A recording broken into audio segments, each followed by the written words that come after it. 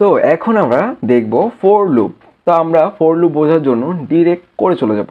ঠিক আছে, কোড আমরা আগে করব, আমার সাথে সাথে তোমরাও প্র্যাকটিস করো, বোঝার দরকার নেই। আমি যখন বোঝাবো তখন যখন মনোযোগ সহকারে শুনবা ইজিলি বুঝতে পারবা, তখন তুমি নিজে থেকেই না দেখি করতে পারবা। তো চলো আমরা ডিরেক্ট করে চলে যাই।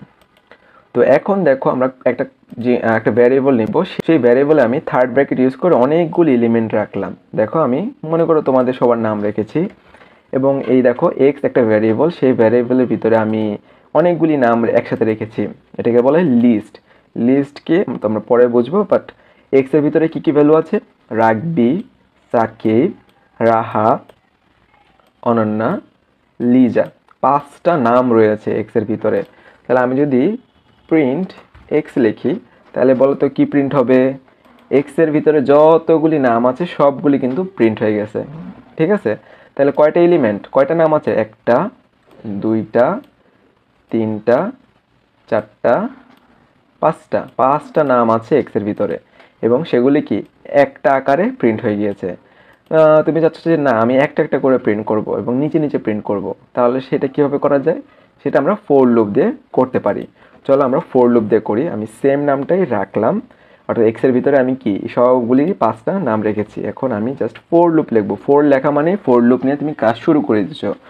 লুপ, তারপর তোমাকে একটা ভ্যারিয়েবল লিখতে হবে আই, তারপরে ইন, তারপরে তুমি যে ভ্যারিয়েবলের ভিতরে তোমার ভ্যালুগুলি রেখেছিলা, তোমার নামগুলি রেখেছিলা, সেই নামের ভ্যারিয়েবলের নামটা লিখতে হবে।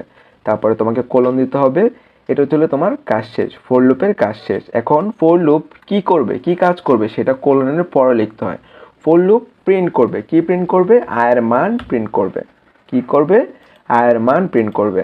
তাহলে দেখো তো আমি লাইনটা যদি এক্সিকিউট করি তাহলে দেখো প্রত্যেকের নাম কিন্তু আলাদা আলাদা প্রিন্ট হয়েছে এবং নিচে নিচে প্রিন্ট হয়েছে। এখানে কিন্তু একসাথে সবার নাম প্রিন্ট হয়েছে একটা ভ্যালু হিসেবে।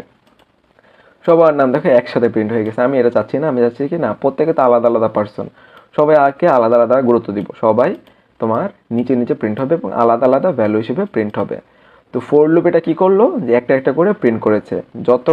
যতগুলি ভ্যালু আছে এক্স এর ভিতরে, যতগুলি এলিমেন্ট আছে বা যতগুলি নাম আছে, প্রত্যেকটা নামকে সে আলাদা আলাদা প্রিন্ট করেছে। ওকে, তো এক্স এর ভিতরে দেখো এলিমেন্ট কয়টা? 1টা, 2টা, 3টা, 4টা, 5টা। ওকে, তো এখন আমি যখনই এখন এটা আমি ফর লুপ দিয়ে প্রিন্ট করতে চাই। তো ফর মানে লেখা মানেই ফর লুপ নিয়ে তুমি কাজ শুরু করে দিয়েছো।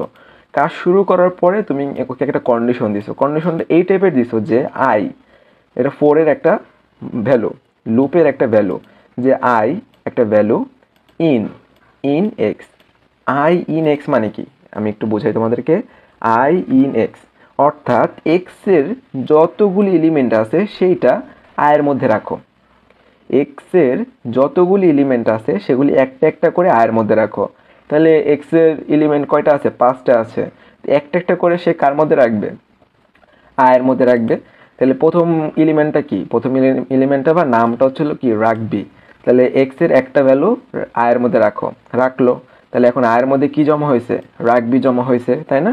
তাহলে আমরা এখানে দেখো এক্স এর প্রথম ভ্যালুটা আয়ের মধ্যে রাখলাম। তাহলে আয়ের এখন ভ্যালু কত? আয়ের মান কি? আয়ের মান হচ্ছিল রাখবি। তাহলে এখন এইটা একবার শর্তটা হইলো, শর্ত হওয়ার পরে কি কোলনের পরে শর্ত যদি সত্য হয় তাহলে কি কোলনের পরে তুমি যে কাজটা দিছো সেই কাজটা সে করবে। তাহলে দেখো প্রিন্ট আই, তার মানে কি আয়ের ভিতরে এখন আছে রাখবি, তাহলে তার ফলে রাখবি প্রিন্ট করে দিয়েছে। শর্ত কি এখনো মিথ্যা হয়েছে? শর্ত কিন্তু এখনো মিথ্যা হয়নি, শর্ত মিথ্যা হবে দেখবা। তাহলে এখন সেটা এখন আবার ফর লুপ আবার কাজ করা শুরু করে দিবে শর্ত যতক্ষণ না মিথ্যা হয়। তারপরে বললো যে কি আই ইন এক্স, আয়ের এক্সের ভিতরে তো এটা রাখবিটা তো তো আইকে দিয়ে দিয়েছে, তাই না? পরের ভ্যালুটা এখন আইকে দিবে। পরের ভ্যালুটা কি? সাকিব।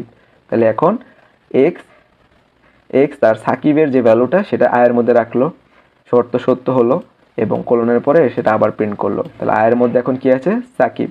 যার ফলে কি প্রিন্ট আই লেখা মানে কি আয়ের ভ্যালুটা প্রিন্ট হবে। আয়ের ভ্যালুটা কি? আয়ের ভ্যালুটা ছিল সাকিব। সিমিলারভাবে রাহাতকে দিবে, অনন্যাকে দিবে, লিজাকে দিবে। তো মনে করলাম রাহাতেরটাও সেমভাবে প্রিন্ট করলো, অনন্যাটাও সেমভাবে প্রিন্ট করলো।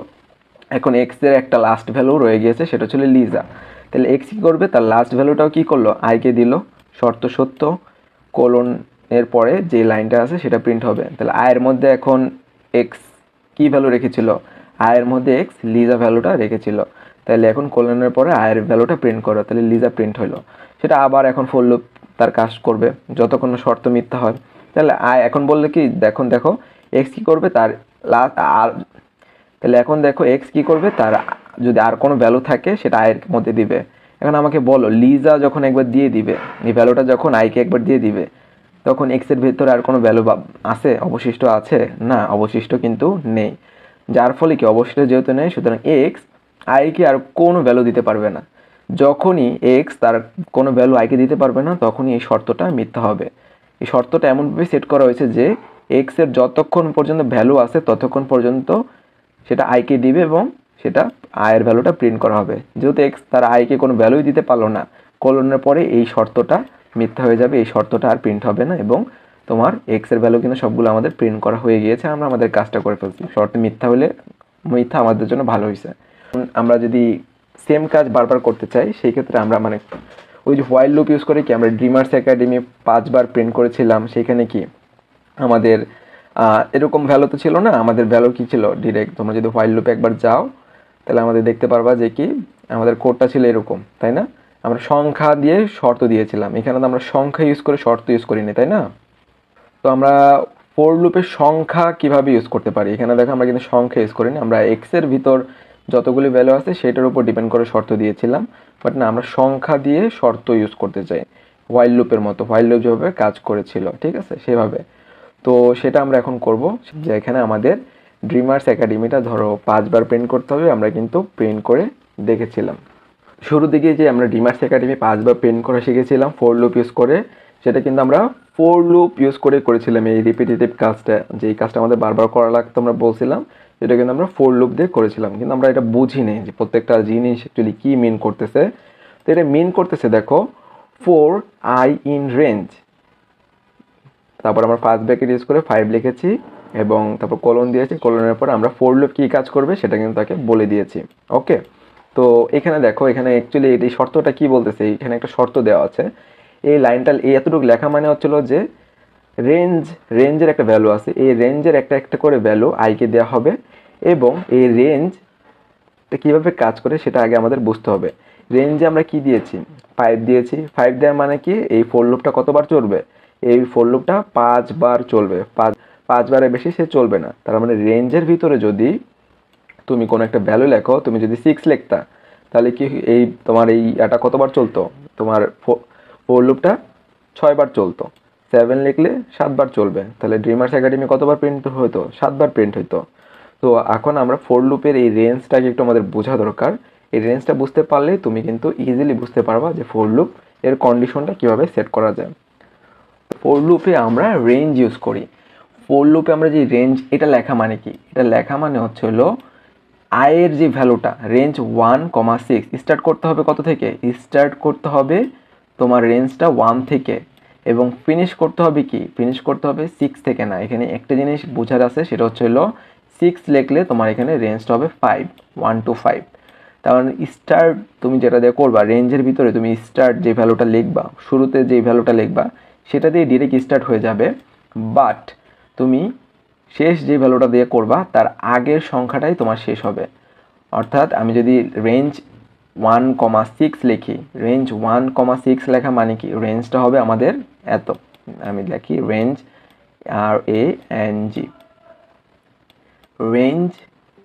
রেঞ্জ 1,6 লেখা মানে হচ্ছে হলো তোমার ভ্যালুগুলি কী হইতে পারবে 1, 2, 3, 4 and 5, 6 পর্যন্ত যাবা না, ঠিক আছে। পাইথনের জিনিসটা কি, তুমি যে লাস্টের ভ্যালুটা লিখবে তার আগের ভ্যালু পর্যন্ত নিতে হবে। এই ভ্যালুগুলি নিয়ে তোমাকে কাজ করতে হবে, তুমি যে কোনো কাজ করতে পারো, ঠিক আছে। তাহলে আমি যদি তোমাকে বলি রেঞ্জ 1 থেকে 11, রেঞ্জ 1 থেকে 11-এর মধ্যে আমাকে মৌলিক সংখ্যা বের করে দাও তো, তাহলে কি করবা 11 কি নিতে পারবা পাইথনের হিসাবে? না, 11 কিন্তু নিতে পারবা না, ঠিক আছে।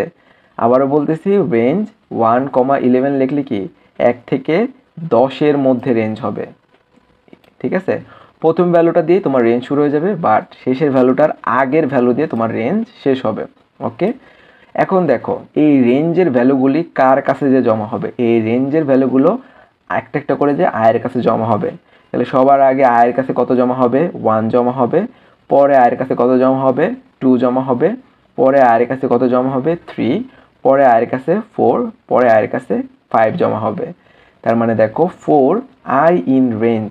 আই ইন রেঞ্জ মানে কি, ইন মানে কি আমি খেয়াল করছিলাম, আমি যে ওই যে একটু আগে আমরা লিখছিলাম ইন আই ইন এক্স, মনে আছে আই ইন এক্স? এই যে আমি আবার প্রিভিয়াস স্লাইডে গেলে তুমি বুঝতে পারবা। এই যে এখানে খেয়াল করো আমি কি লিখছিলাম, I in X. I in X লেখা মানে কি, 4 এর পরে যে আমরা আই ইন এক্স লিখছিলাম তখন কি এক্স এর একটা একটা করে ভ্যালু কার কাছে যে জমা হয়, একটা একটা করে ভ্যালু আয়ের কাছে যে জমা হচ্ছে। এই সেম ভাবে এই জিনিসটা কাজ করতেছে যে রেঞ্জের ভিতরে যে ভ্যালুগুলো থাকবে সেগুলো একটা একটা করে যে কার কাছে জমা হবে, আয়ের কাছে জমা হবে। তাহলে আয়ের প্রথম ভ্যালুটা, তাহলে আয়ের ভ্যালু কত থেকে কতের মধ্যে হবে, আয়ের ভ্যালুটা অবশ্যই 1 থেকে 5-এর মধ্যে হবে, কারণ আমরা রেঞ্জ দিয়েছি 1,6। 1 থেকে 6 এর আগ পর্যন্ত যতগুলো ভ্যালু সেগুলো আয়ের ভ্যালু হতে পারে। তাহলে আয়ের কাছে সবার আগে যে জমা হবে 1, পরে আয়ের কাছে যে জমা হবে 2, পরে আয়ের কাছে যে জমা হবে 3, পরে আয়ের কাছে জমা হবে 4, পরে আয়ের কাছে জমা হবে 5। তাহলে আয়ের কতগুলি ভ্যালু, আয়ের 5টা ভ্যালু হবে টোটাল। এই দেখো 4 আই ইন রেঞ্জ এটা লেখা মানে যা, হোয়াইল আই লেস দেন 6 এটা লেখা তা। ঠিক আছে, বুঝতে পারছো যে কন্ডিশনটা কীভাবে কাজ করতেছে।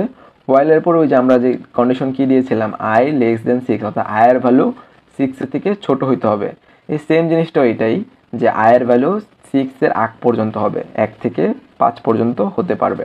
ওকে, তো এখন আমরা চলো আমাদের যে টাস্কটা দিয়েছিল সেইটা আমরা করার ট্রাই করব।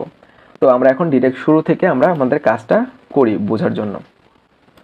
তো এখন দেখো আমরা কি করব, 4 আই ইন রেঞ্জ। রেঞ্জের আমরা শুরুটা কত থেকে করব, শুরুটা করব 1 থেকে এবং শেষটা করব কত থেকে, 6। কেন বলো তো, কারণ আমরা চাই যে আয়ের টোটাল ভ্যালু কয়টা হবে, আয়ের টোটাল ভ্যালু হবে 5টা। 5টা হলে কি 5 বার ফর লুপটা চলবে, 5 বার ফর লুপটা চলবে। আয়ের ভ্যালু যতগুলি হবে ফর লুপ ততবার চলবে। আবারও বলতেছি আয়ের ভ্যালু যতগুলি হবে ততবার ফর লুপ চলবে।